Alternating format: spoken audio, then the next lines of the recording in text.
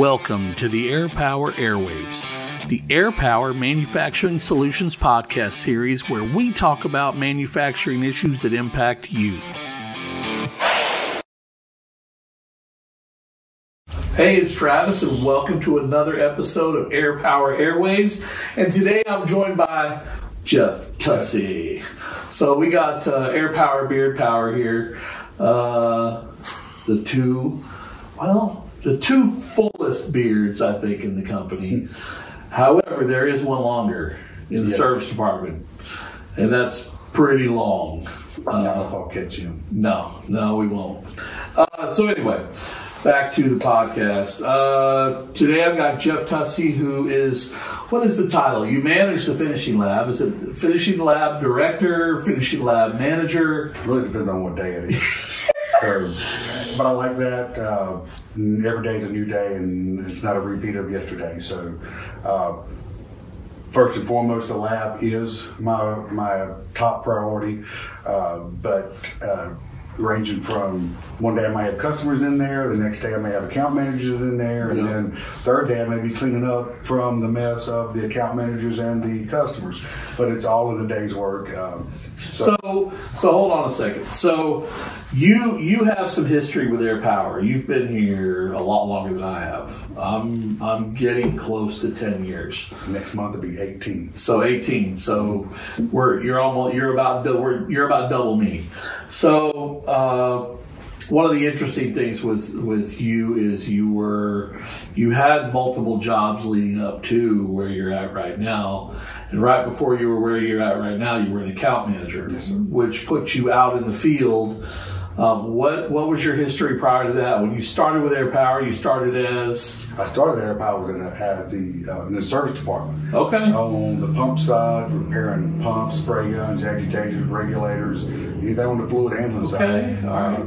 I did not know that. So a little over 5 years doing that. Enjoyed every minute of it. So you have the history with the parts and the equipment and the pumps and the guns from repairing them. Yes. For how long did you do that? 5+ years. Okay, so that's a long time to be zeroing in on what goes wrong and how to fix it. Right. So moving from that, went right into account manager? Yes, being an account manager, outside sales, yes. So that was a big step. Yes. For you. It was a big step.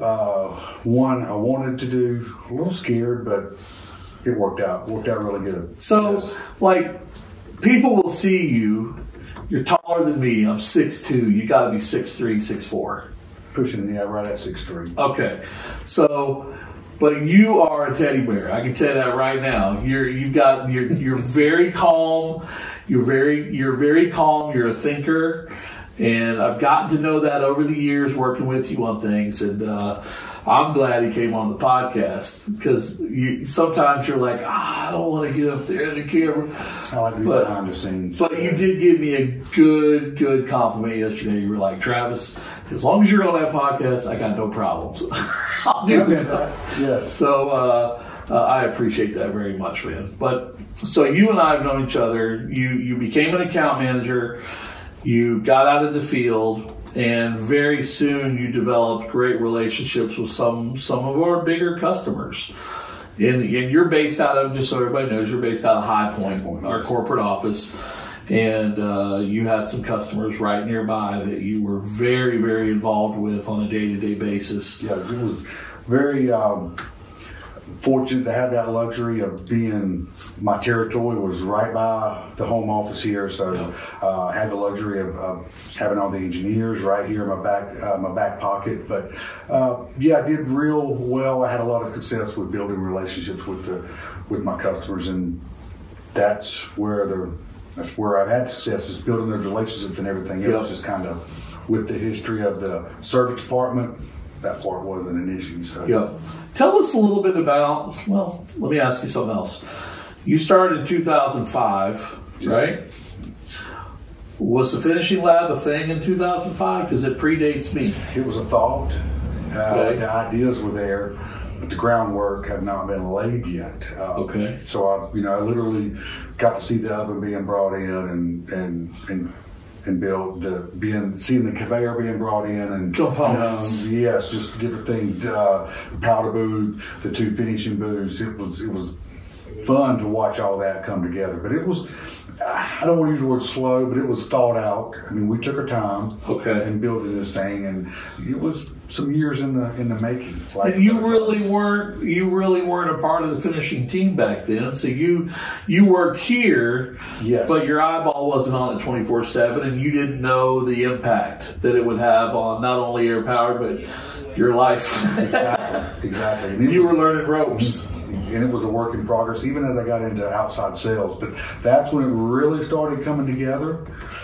But nobody was there full time to manage it. 2005, you start. Over the years, they're developing the finishing lab. Now, is there anything big that happens that you can think of between like 2010 and 2014, or is that when this was all taking place? When all this was really taking place. And my focus at that point is outside sales. Yeah, you're out there. Right, my customers. So didn't have the everyday eye on the lab. So there would be a lot of changes when I would come back, where that'd be 1 month, 6 months, and kind of stroll through there, because again, I'm focusing on my customers. But it was being built at that time.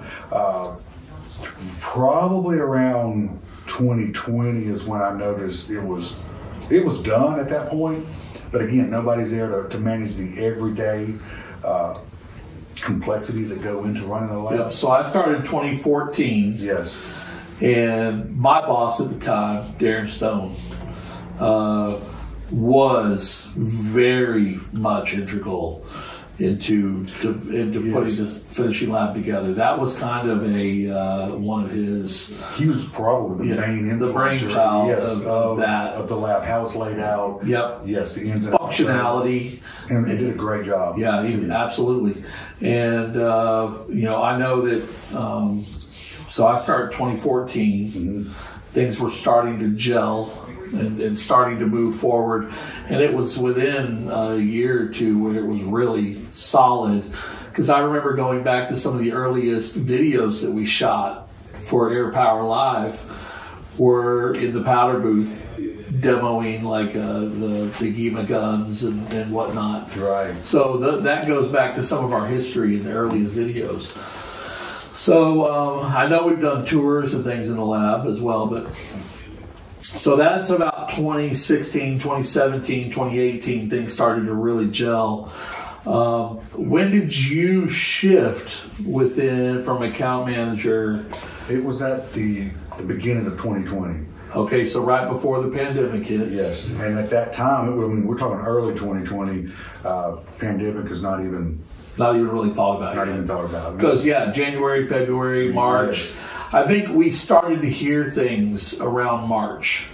It started to be like, whatever. Everybody's getting the flu, blah, blah, blah. And to backtrack just a little bit, Darren and I have been talking about the potential move probably 2 years prior, 2018, when we started talking, really need somebody in this lab, because what's going on, all the components are in place, it's a great lab, but everybody, it's kind of, you come in there, it's up to each person to do their own run-up. Right. So each person leaves it the way they want to leave it. Well, the next person comes in and is trashed. Well, a certain area might be. Yes. For instance, if you're wanting to come in and bring customer A, who's a customer for you, and you're wanting to shoot some guns into a booth or spray some parts, right? Yes. And you come in and the filters are trashed.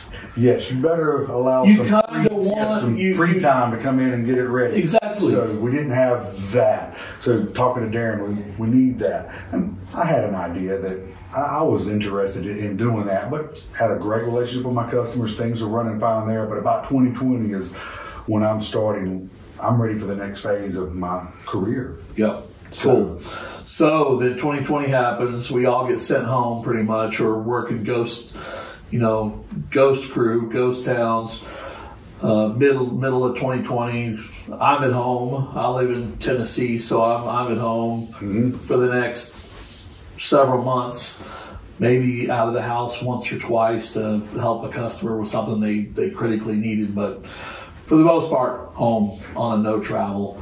And then when we came back, it seems like we came back with a fervor, and there was just a blistering amount of activity in that finishing lab. The silver lining out of that, if I want to put it that way, is I got to come back a little bit early to an empty lab. I had 3 months of nobody in here but me, and it gave me time to organize, kind of build down, lack of better terms, and build back up. Yep. So it was a great opportunity at that time to have that downtime and get it. So because you are right, because around mid 2020 to late 2020, the wheels started turning. Really started turning fast. Big time. Being able to have that time in there to get ready for all those was really good. Our specialist team really got firmed up and cemented into the air power.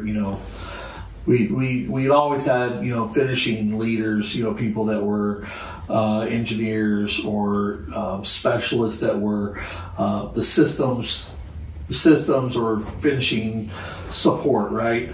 But by this time, it had really cemented into a really solid team. So when we came out of COVID, and we really, it was an attack, like to really start utilizing it. And you made some major changes, like we actually have an active tool crib back there. Yes. That where things can be locked up. We always, nobody wants to think that something's going to walk away, but in a company this size, there are honest mistakes. I need to borrow that. Yeah, I meant to bring it back, but it's in my car. It's in my car, or it's attached to a customer's gun out in the field, and I can't bring it back now. So just having some groundwork's laid there. Absolutely. Organization. Yes. But let's talk about the capabilities. I'm going to take my glasses off here. Of the lab. I know you and I ran down some things. So as far as functionality and what we can deal with, I know we can deal with pretty much anything liquid or powder, from mixing, pumping, spraying. Pretty much anything that a customer can do in their facility. We can do it in our lab with your material, the customer's material, our equipment, whether that's trying to upgrade, reinvent the wheel, lack of better terms, that we can do complete runoffs to the customer's needs and protocol, lack of better terms, to mimic those real world environments that the customer's dealing with, their bottlenecks, their pains, and we can throw that in the lab and we can simulate it and and make it. And we do have some customers that leave parts behind so that we can simulate paint and clean them off and use them again, which is kind of nice. We've had several vendors actually, provide stuff to us. The hooks. I've got plenty of hooks back there to hang. We got Shercon donated hooks to us. Shout out to Chris Saylor for helping us out with that. But let's talk about, let's get into liquid. What do we have to support liquid back there in general? I have pretty much every spray gun that we carry in our line. So from a feed delivery standpoint, I have all the equipment that's available to a customer, the spray equipment, agitation, regulation, spray guns, high pressure, electrostatic, airless, air assisted airless, you name it. For the most part, I have all that on the fly back there ready to go. If a customer has something very unique, may have to transfer from a different branch or whatnot, but we'll get it. Okay. And pumps, the pumping systems and the pressurizing, and we obviously know we have Big's pressure pot. Yes. The highest video, it bounces between the first and the second highest video ever seen in social media from Air Power ever put out there, is you doing a pressure pot a Biggs pressure pot controlling the pressure. Never thought that would happen, but yeah, we're over like 10,000. What are we at? It was 11,000 last year. 9,000. Well, it was 11,000 2 years ago. 9,000 views last year. Yeah. There's times I'm like, let me do that video again, make it better, but I'm afraid that it would not be as good as the first one. So oh, no, man. Leave a good thing alone. We need to find more like it. Yes. So, as far as liquid goes, we actually have 2 lines back there. Yes. Each of those lines has a dog track, a conveyor. The large line has my oven. I can go low cure or high cure, so powder and liquid cure. Is the small line not attached to that? No, it just goes around the back of the booth and just loops around the booth. So if we wanted something to be cured that came off that, we would just have to move it over. To the big line. Okay. Yes, not a problem. Do it all the time. And it's not like we're not running that oven every day. We're not even running it every week, probably. It just depends on and when the right product comes through. I have an electric oven back there too. So if it's small parts, I just crank up the electric oven and. That's right. Yes. One of those lines, the larger one, is actually set up for robotics, and we have a Fanuc robot back there. Yes. Fanuc. And you guys can make that do whatever you want to do for the most part, right? 3 engineers here that have been to Fanuc, continually going to Fanuc for updates, so they can trick that robot out to do a lot of. Our engineering team is pretty phenomenal. Yes. Do we have good relationship with Fanuc? Yes. I would imagine that, from time to time they come in and maybe work with us on more complicated projects or. One of the engineers in particular back there stays in contact with Fanuc. He's getting all the updates and two-way street. If he has any questions, he has no problem calling Fanuc. Actually, it's Jesse. Jesse, okay, Jesse's the guy. Yes. So Jesse's pretty smart. He might have provided some information upstream. I would imagine. Yes. That helps him. He's done some good things with that robot in the world. Yes. All right, cool. So moving to in the liquid world, we also it's very often I see like 2K, 3K. 2K is probably the most popular. Yes. But the 2K, you do a lot of training back there with 2K, don't you? A lot of training, a lot of runoffs. So it still surprises me, still amazes me that a lot of people still hot pot. There's a lot of hot potting going on in today's world. That's a lot of the customers coming in wanting to get out of hot potting. So we'll bring their material in and run it through our 2K machine and cure the product out in comparison to a product that's been hot potted, and let them take that product back to their labs, run a full-blown test on it. So yes, we do a lot of 2K training. I'm going to put you on the spot here because you just mentioned something. Hot potting versus 2K. What is, a couple things, one thing or a couple things you could tell somebody who's watching right now is the reason why they should look at 2K? Well, when you're hot potting, obviously, if you don't know what that means, that's obviously Dr. Jekyll and Mr. Hyde taking 2 chemicals to the proper ratio, mixing it together and stirring it to get the 2K material so it can cure. Now, the reason you want to get out of hot potting, we're human, so that 2K machine is going to be 100 times more accurate than the human is mixing it. Several other reasons. If you mix a batch of 5 gallons, 50 gallons up, once you mix that material, the clock is starting on that cure. So if your hang line, your dog track, like you said, if for whatever reason your line stops, well, my clock's ticking on that hot pot, so you potentially could waste the material if you don't use it. With the machine, it is mix on demand, so if your line's not running, you're not spraying, the machine's not mixing. So waste of material is huge. And some of these paints are not cheap. No, they're not cheap. And just the accuracy of the mix is another reason. What about solvent waste? Solvent waste is another big one too. And now you have permits that are really hard on solvent use and solvent excess. So I'm sure that would play into it because you're metering everything, right? Metering everything. Yes. And don't they have like isn't it programmable to where you know who's Oh, absolutely. I mean, who's using the solvent? And you can batch it out by jobs and know what job you're doing as far as which part versus Johnny versus Jim spraying, how many times they've done trigger pulls. It can monitor a lot of activity of that spray operator. Wow. Yes, and the material usage. It's a lot of record keeping there. Yep.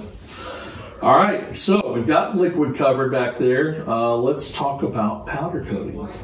We have pretty big powder booth back there that's also on the dog track. Yes. So talk to us about that booth a little bit. What style booth is it? It is a cartridge booth. Okay. We have the capability of, again, bringing customers part in their powder. I have powder here. We have an electro steam cleaner, so I can prep the part, whether I blast it or wash it. And then, of course, we hang it dry, powder it, and then a 400-degree oven, so we can completely cure it. So we have the capabilities of doing training. It could be troubleshooting, whether it's machine, whether it's the powder.